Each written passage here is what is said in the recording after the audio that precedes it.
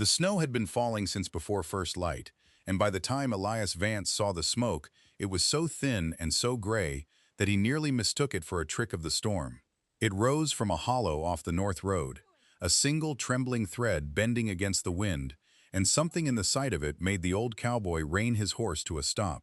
He was 41 years old, and he had learned a long time ago that a fire that small, in weather this cruel, almost always meant somebody was trying very hard not to die.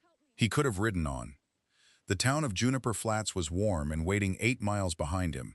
But Elias turned his horse toward the smoke instead, because that was the kind of man the prairie had made of him, and within minutes he would meet the people who would change the whole shape of his life. What he found in that hollow, he would remember until the end of his days. A broken-down wagon sat half swallowed by a drift, its canvas top torn and flapping like a wounded bird.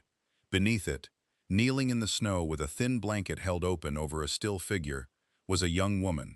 She could not have been more than 22. Her lips had gone blue at the edges. Her hands were raw and cracked, and yet she did not run when she saw the stranger ride up. Instead, she rose to her feet and stood squarely between Elias and the figure on the ground, her chin lifted, her eyes fierce as a cornered hawk. "You'll not touch my mother," she said, though her voice shook so badly the words nearly broke apart. And Elias, looking at her, understood at once that she had been standing guard like this for hours, maybe longer, and that she would have gone on standing until the cold took her too. "Easy now," he said softly, raising one gloved hand. "I'm not here to take anything. I saw your fire. I came to help." He swung down from the saddle slow and careful, the way a man approaches a frightened animal, and only then did he see the rest of them. Tucked into the lee of the wagon, huddled together beneath every scrap of cloth the family owned, were children. He counted them twice, because the first count seemed impossible. 7 of them. 7 small faces, ranging from a boy of perhaps 12, down to a baby girl bundled so tightly that only her round cheeks showed. All of them pressed close for warmth, all of them watching him with the wide and silent eyes of the very hungry. The eldest girl, the one who guarded them all, was named Hannah.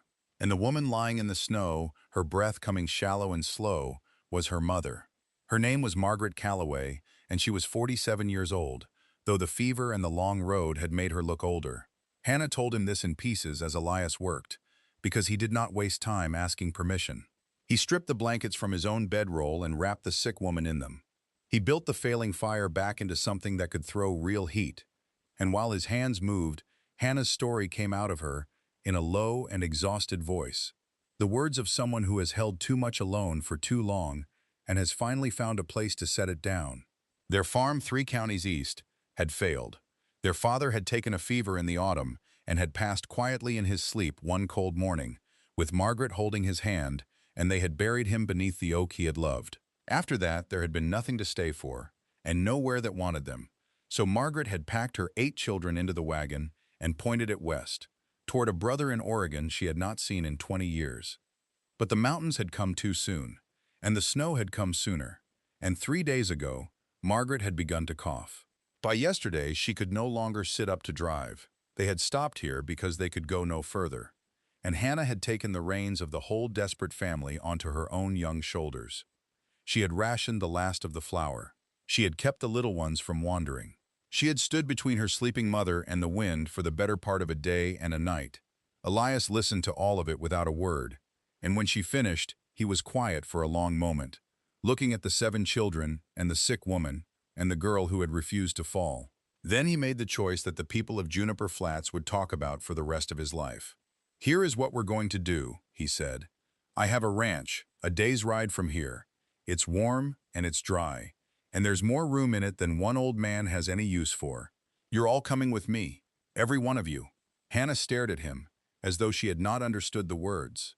"There are 9 of us," she said slowly, as if to be certain he had counted, as if to give him a way out. "I know," said Elias. "I counted twice myself."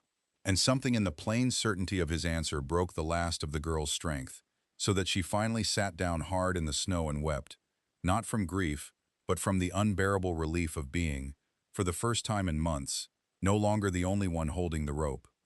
It was no small thing, moving 9 people through a mountain winter, and Elias would not pretend otherwise. He could not carry them all on one horse, and the wagon was finished. So he did what the country taught a man to do, which was to solve the problem in front of him and trust the next one to wait its turn. He lifted Margaret across his saddle and walked beside her, leading the horse on foot through the drifts. He set the smallest children atop the bundles he could salvage. The older ones walked, and when they tired, he carried them on his back two at a time, and Hannah walked beside her mother's slack hand the whole way, talking to her, in a low, steady voice, though her mother could not answer. It took them the rest of that day and most of the night, and there were hours when the cold seemed certain to win. But Elias kept them moving, and he kept them together, and a little after midnight the dark bulk of his ranch house rose at last out of the snow like a promise kept. What happened over the following weeks was the slow, quiet work of bringing a family back from the edge. Elias gave the children the run of the house and let them eat until their hollow cheeks began to fill. He moved Margaret into the warmest room near the great stone hearth, and he sat up the first 3 nights running, feeding the fire and spooning broth between her cracked lips, while Hannah finally slept. The fever was a stubborn thing, and it did not break easily. There were nights it climbed so high that the old cowboy bowed his gray head and asked, in the rough and unpracticed way of a man who does not pray often, that this good woman be spared. And on the 4th morning, with the dawn coming pale and clean through the frosted window, Margaret Calloway opened her eyes, looked at the unfamiliar ceiling, and asked in a thread of a voice where her children were. They were everywhere, was the answer. They were thriving. By then, the 7 younger Calloways had filled the silent ranch house with a noise Elias had not heard within its walls in more years than he cared to count. The 12-year-old boy, whose name was Samuel, had appointed himself Elias's shadow and followed him to the barn each morning to learn the animals. The middle girls had discovered the kitchen and the hens, and the baby had a way of falling asleep against the old man's chest that undid something in him he had thought long since hardened over. He had lived alone on that ranch for 11 years, ever since the wife of his youth had died, and in all that time he had told himself he preferred the quiet. He understood now, watching these children chase one another across his floors, that he had simply forgotten there was any other way to live. There was one evening in particular that Elias would carry with him always, a small, ordinary evening that asked nothing of him and gave him everything. The fever had not yet broken, and Margaret still slept her uneasy sleep by the hearth, and the cowboy had come in from the barn bone-tired and snow-dusted, expecting the same silence that had met him for 11 winters. Instead, he found the whole brood gathered on the rug before the fire, and Samuel had found the old fiddle that had hung untouched on the wall since the cowboy's wife had died, and was sawing out a clumsy, hopeful, half-remembered tune. The little ones were dancing, if you could call it dancing, stamping and spinning and laughing in the firelight, and Hannah stood in the doorway of her mother's room, watching them with the first true smile he had seen on her face. She caught his eye across the warm and crowded room, and she did not look away, and something passed between the weary old man and the girl who had refused to fall that neither of them had words for. He hung his hat on its peg, and he sat down heavily in his chair, and he let the noise wash over him like the first warm day after a hard winter, and he understood that whatever this was, he would do anything in his power to keep it. He did not yet know how soon that power would be tested. But there was a harder road still ahead, and it ran straight through the town of Juniper Flats. For a family of 9 needs more than one man's stores can hold through a long winter. And so Elias hitched his good wagon and drove into town for supplies, with Hannah beside him on the seat. He had thought, in his plain way, that the people he had known for 20 years would meet the news of his new household with kindness. He was wrong, and the wrongness of it stung him more than the cold ever had. For word had already gone ahead, the way it does in small places, and the looks that met them on the main street were not warm. A wandering widow with 8 children and no husband and no land was, to certain hard hearts, not a tragedy to be eased, but a burden to be kept at arm's length. And more than one shopkeeper found reasons their shelves were emptier than they were. Hannah felt the cold of those looks, and her face went tight and still, and Elias saw in it the same fierce pride that had made her stand guard in the snow. But the girl did not lash out, and neither did he. Instead, outside the mercantile, with half the town pretending not to listen, Elias Vance said a few quiet words that traveled farther than any shout could have. "I have known most of you the better part of my life," he said. I have pulled your calves and dug your wells and sat up with your sick. I am asking now, plain, for nothing but fair trade for a family that has done no wrong but lose everything. The ones of you who can find it in you to be neighbors, I'll not forget it.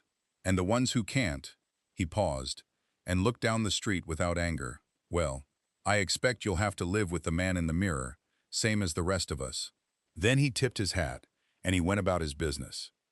It would be a fine thing to say the whole town changed its heart that very afternoon. But people are slower than stories, and grace takes the time it takes. What did happen was smaller and truer. An old widow named Esther Hartwell, who had buried 2 husbands and knew something about being looked at sideways, came out of the church hall and pressed a basket of bread into Hannah's hands and said she would be by Tuesday with more. The blacksmith, shamed perhaps by Elias's words, sent his boy round that evening with a side of bacon and no bill. One kindness made room for the next, the way a single ember will catch a whole hearth if you shelter it long enough. And by the time the worst of the winter had passed, the Calloways were no longer strangers in Juniper Flats, but neighbors, known by name, expected at the Sunday table. Margaret grew strong again. It took the better part of 2 months, but the day came when she walked the length of the porch on her own and stood looking out at the white fields with her children gathered around her. And Elias, watching from the barn door, felt his throat tighten at the simple sight of a woman standing in the sun, who had nearly not stood again at all. She came to him later that evening, when the children were abed, and she tried to speak of repayment, of debts, of the impossible weight of what he had done. And the old cowboy stopped her gently. "Ma'am," he said, "I have eaten alone at that long table for 11 years. You and yours have filled a house that I had given up for empty. If there's a debt between us, I am not the one who holds it." Spring came late and sudden to that high country, the snow giving way all at once to mud and green, and the wild noise of returning birds, and with it came the question that no one had wanted to ask through the long dark months. The Calloways had been bound for Oregon, for a brother who was waiting, and the passes would soon be open. Margaret sat the whole family down and laid the choice before them honestly, because she had never been a woman to hide a hard thing from her children. They could go on west to the kin who had sent for them, or they could stay. Hannah, who had carried them all through the snow, looked around the warm and crowded room that had become the only true home her younger brothers and sisters could clearly remember, and then she looked at the quiet old man who had counted 9 people in a hollow and not flinched, and she said what they were all thinking. They stayed. Elias deeded a corner of his land to Margaret in her own name, so that no one could ever again look at her family as folk with no place of their own, and the older children worked beside him through the planting and learned the rhythm of the ranch as though they had been born to it. Samuel grew into a tall and steady young man with a gift for horses. The middle girls married, in time, into good families in the valley. The baby who had once slept against the cowboy's chest grew up calling him grandfather and never once thought to call him anything else. And Hannah, who had stood in the snow with her chin raised and her heart breaking, became in the fullness of years the keeper of the whole place, the one the others turned to, the steady center of a family that had nearly frozen to death in a hollow off the North Road and instead had found a home. As for Elias Vance, he lived a long while yet, long enough to see the children of his children running across the same floors, and when at last he grew old and tired and slept more than he woke, it was Margaret and Hannah and all the Calloways who sat with him, who fed the fire through the night, who held his hand at the end the way Margaret had once held her husband's, so that he passed quietly and warm and surrounded, an old man who had been alone for 11 years and had not been alone for a single day since. He had ridden out one bitter morning meaning only to fetch supplies, and he had come home with 9 strangers, and he had told anyone who asked in his later years that it was the finest bargain he ever struck. The people of Juniper Flats told the story for generations after, and they did not tell it as a tale of charity, for that was never quite the truth of it.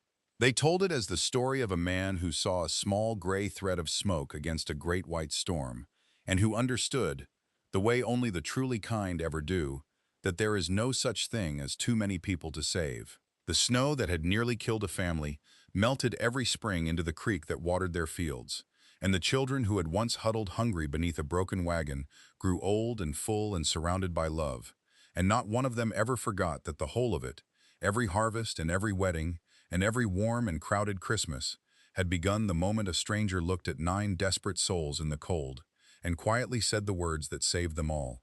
Every one of you. You're all coming with me.